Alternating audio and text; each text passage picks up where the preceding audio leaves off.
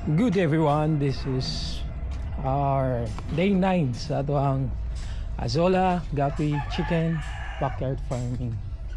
So today we're going to check again our Azola Gapi and chickens. So here wala pa improvement, wala pa nadungagan. So gamay ra gyapon, dako gyapon na diri naman ang update sa atong Azola diri nga tab. So wala na ako nagilabtan yun. So tanaw lang nato ni if madungagan bagid ka ni. So diri dako diri na so I hope nga kaning dako diri gani na yung mga dagko. Mukuha na siya. Mudaghan. Dayon gahapon na ako'y napalit nga duha ka strains nga gapi. So gibutang na ako diri. So I don't think if makita ninyo sila. Ang strains nga gipang palit na ako is ang panda nga strains, pero gagmay mga juvie pa ni sila. Dili na ako gibutang, then ang sulod diri gibalhin na ako ang sulod diri. Gisagol na ako atong mga electric Blue Moscow, diri mga chops ni sila, chops.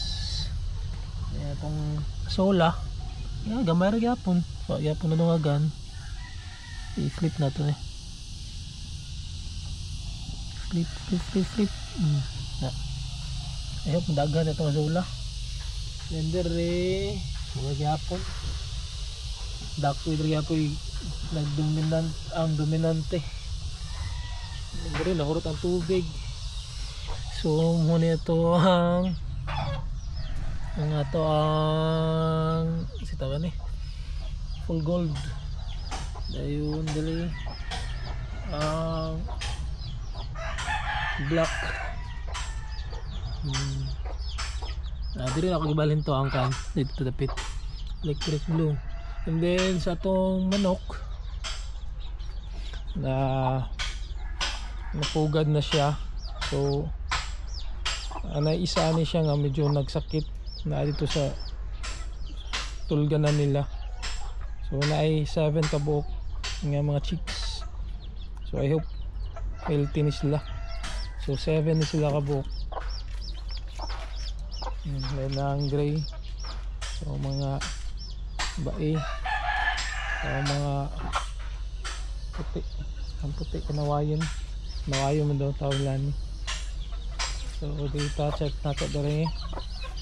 So ang unom na pagyapon hopefully next week pwede na nato ni mabuyan para freely na sila maka-roam around dere sa area. Dere still pagyapon nadungagan, gamay ra gyapon kaayo. Then dere still naapagyapon ang atong mga nakita na ako, nakita ng mga black. Okay, gamit kayong net.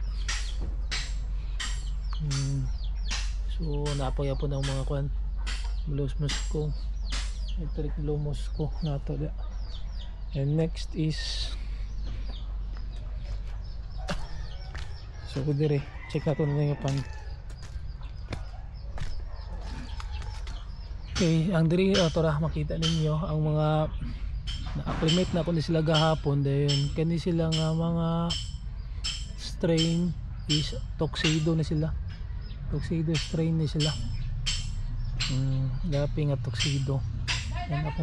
Yan akong gitong butang diri is gibalhin ako sa other nga tab. Loba na itong mga chops kay kilo mo to. Okay. Check na itong kalumlum diri. So 2, 4, 6, 8, 9. So 9 kabuk ang lumluman. Ayun kung daghan na sila. Check pag natin itong sanahan ng mga gray. Mata pa, kamay pa.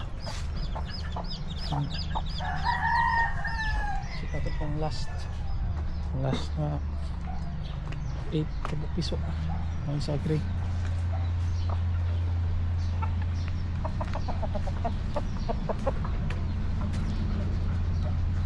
Nara mga piso nato. Lahi ra siya compare dito sa kuan bago napugad. Medyo luya sila kay na inbreed na sila sa amahan ra gyapon niya. So I hope na makasurvive ra na sila. Kay luya gid luya. Lahi ra jud kayo sila sa kuan. Yung isa ang ipugad.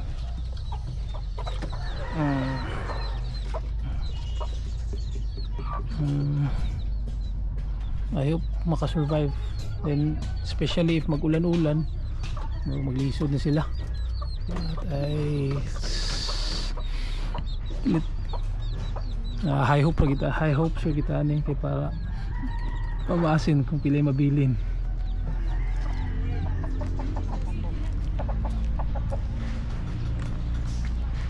Tara.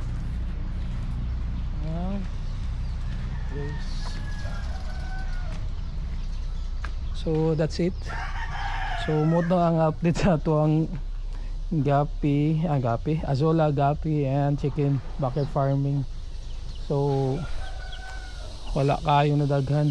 Siguro kay kuan pa man. Day 9 pa man, then naban urot ba to. So high hope sa kita ni mo dagan niya to ang di farm sa backyard nato. Okay. So I hope you like my video today. I hope you like, follow or subscribe para makita niyang update sa atong hindi pa buhi dire. So that's it. Okay, thanks for watching and God bless everyone. Bye bye.